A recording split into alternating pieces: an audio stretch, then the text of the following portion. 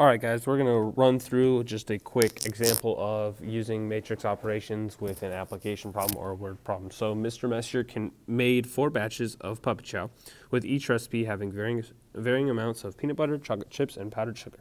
Matrix A represents the 4 different batches and the different amounts of each ingredient in cups. There's 2 different supermarkets that Mr. Messier can shop at. Matrix B has the cost in cents of each ingredient at the supermarkets. Okay. So when we set these up, here's our 2 matrices. So sometimes what is helpful is we label these matrices. So I'm going to zoom in a little bit. So each of these rows, there's 4 rows. That tells me that that's the 4 different batches that I did. So this is the 4 batches. Okay, so sometimes labeling these is the different batches. So batch 1, batch 2,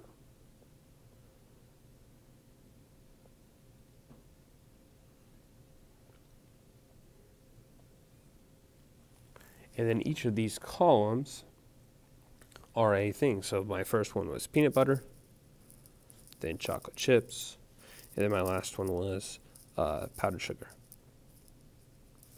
Okay. Now matrix B, okay, was the 3 different ingredients in the 2 supermarkets. So this is, I don't know, I'm going to put MA for market A and MB for market B. Okay. And then those 3 things, this is still peanut butter, chocolate chips, and powdered sugar. So sometimes labeling those will help out for the questions that we do. You don't have to do it, but this sometimes that is a little bit helpful. So the first thing that it wants me to do is find the product of matrix A times matrix B.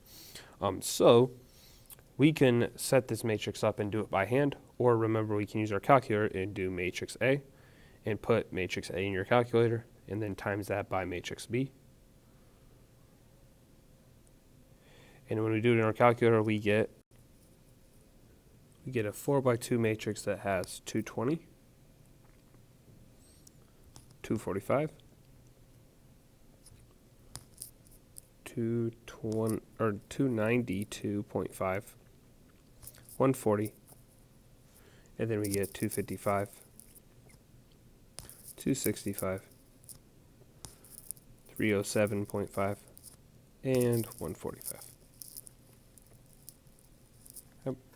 So what does matrix AB represent? So one thing that we can look at, and that's why I did write my units, is when we multiply these, we're multiplying matrix A times matrix B. So remember, it was a 4x3 matrix times a 3x2 matrix, and it becomes a 4x2 matrix. So if we think about it, those 4 things that we had were our batches, were our 4 rows, and the 2 columns were our 2 markets. So, or the cost at 2 markets. So when we multiplied, we kind of eliminated or crossed out those units, and we've ended up having that matrix AB represents the cost at each market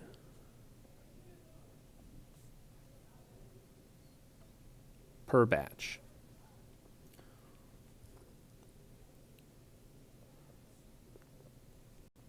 Which makes sense. If I go back and do my units for this new one, this is market A, or the cost at market A, and the cost at market B.